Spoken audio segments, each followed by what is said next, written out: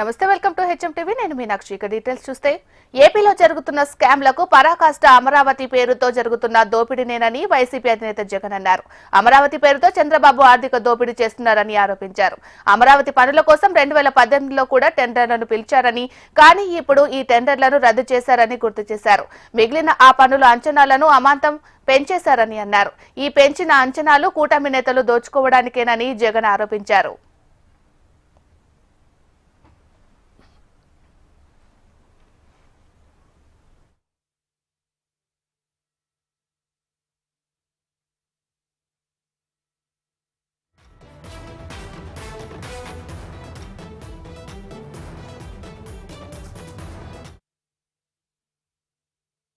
నిజంగా స్కాములందరికీ పరాకాష్ట అమరావతిలో నేడు జరుగుతా ఉన్న దోపిడీ. అమరావతి టెండర్లు చూస్తే ఇదే అమరావతిలో 2018లో కూడా టెండర్లు పిలిచినారు.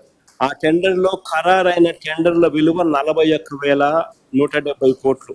ఇందులో 5,587 కోట్లు చంద్రబాబు నాయుడు గారు గతంలోనే పూర్తి చేసిన పనులు. ఇది ఇక మిగిలిపోయిన పనులు ఎంత అంటే 35,583 కోట్లు.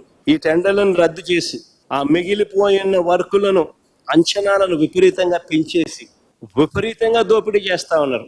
ఈ దోపిడీ కోసం మన హయాంలో రాష్ట్రంలో అప్పటికే అమల్లో ఉన్న జ్యుడిషియల్ ప్రివ్యూని తీసేసినారు, రద్దు చేసినారు. దీనికి అడ్డు రాకూడదు అని రాష్ట్రంలో అప్పటికే అమల్లో ఉన్న రివర్స్ టెండరింగ్ ప్రాసెస్ అంటే రివర్స్ ఆక్షన్ రద్దు చేసేసినారు. ఈ స్కాములో ఫెసిలిటేట్ చేసుకునే దానికోసం మొబిలైజేషన్ అడ్వాన్స్ మళ్ళీ తీసుకొచ్చినారు. రాష్ట్రంలో మొబిలైజేషన్ అడ్వాన్స్ ఇచ్చే పరిస్థితి లేదు మన ప్రభుత్వంలో 5 సంవత్సరాలలో వైఎస్ఆర్సీపీ హయాంలో. చంద్రబాబు నాయుడు గారు స్కాముల కోసం మళ్ళీ మొబిలైజేషన్ అడ్వాన్స్ మళ్ళీ తీసుకొచ్చారు. 10% ఇస్తున్నాడు, 8% తీసుకుంటున్నాడు. ఐకానిక్ టవర్ల పేరిట 5 బిల్డింగులు 2018లో 5 ఐకానిక్ టవర్ల పేరిట 2018లో ఈయన టెండర్లు పిలిచినప్పుడు వచ్చిన రేటు 2,271 కోట్ల రూపాయలు 2018లో.